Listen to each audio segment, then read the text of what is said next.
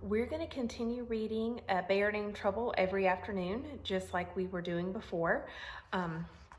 We are reading A Bear Named Trouble by Marion Dane Bauer, and it's a fantastic book, and we're about halfway through, a little more, when we went to spring break, but we do definitely want to finish the book, so I'll be reading that to you guys every day.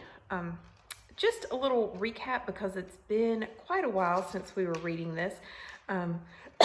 Before we left, we read chapter 6, which was the break-in.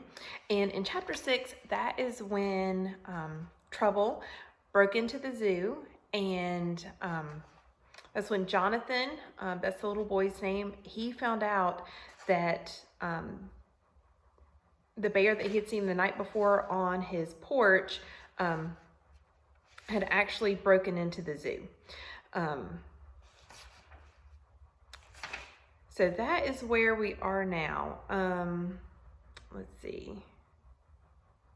Okay, and he was, Jonathan likes to kind of get into the bodies of the animals to feel the way that they're feeling. And the last part of chapter 6 is when he said, "That's all you think about, isn't it?" Jonathan scolded. "Something to fill your belly." But even as he said it, he ran his hand down the goose's supple neck, feeling the lively movement beneath, the downy feathers. "Well, here. I'm not all that hungry anyway." He poured the rest of the popcorn onto the ground, then crumpled the bag and stuck it in his jacket pocket. "Enjoy," he told the white goose, though she was clearly already doing just that.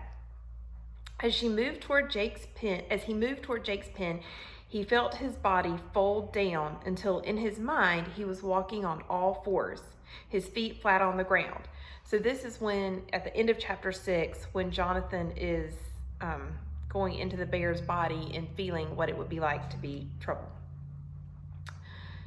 His 4 sturdy legs moved in steady rhythm. His heavy coat rippled with each loping step. He was a wild, he was a wild brownie, and he was hungry, and he had just broken into the zoo. Lumbering along, he could feel the bear's longing, not just for food, not for a caged companion he couldn't even reach, for something more than that. Jonathan was certain, but what? And that's how we ended chapter 6 when we were talking about what is the bear hungry for, what is the bear longing for, and it's not just food. So we talked about him being hungry for love, hungry for companionship, longing for that companionship because he's been abandoned by his mother. He's out on his own. He's young. So we talked about all the things that Trouble might be feeling and what that would be like. So now we are to chapter 7.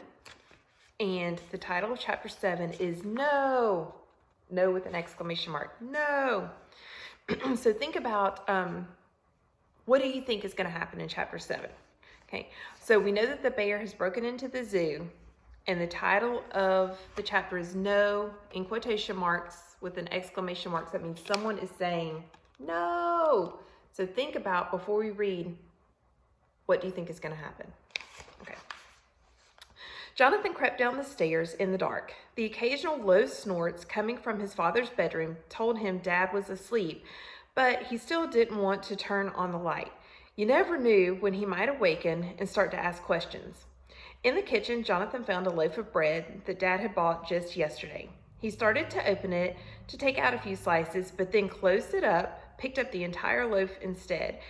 And a few slices of bread would hardly make a snack for a bear. Jonathan wanted the brownie to stay around a while so that he could watch him. So Jonathan's wanted the bear to stay around. So let's see how that's gonna work out. Outside, he looked both ways, half expecting the bear to be out there already, watching him from the shadow of trees that loomed at the edge of his yard. Then he laid the loaf of bread on the deck, still in its plastic wrapper. A thin wrapper like that would be no hindrance to a bear, and if no bear came, he He could wipe off the plastic, bring the bread back in the kitchen, and Dad would never need to know that the bread for his lunch sandwiches had spent the night out in the cold. So he's thinking there, if I take it out, leave it in the plastic. If the bear comes, great. If he doesn't, I'll just wipe it off. Dad will never know. But if the bear did come, Jonathan's heart raced at the thought. Another thought followed in rapid succession. What was he going to say in the morning when his father couldn't find the bread? That was going to be one interesting conversation.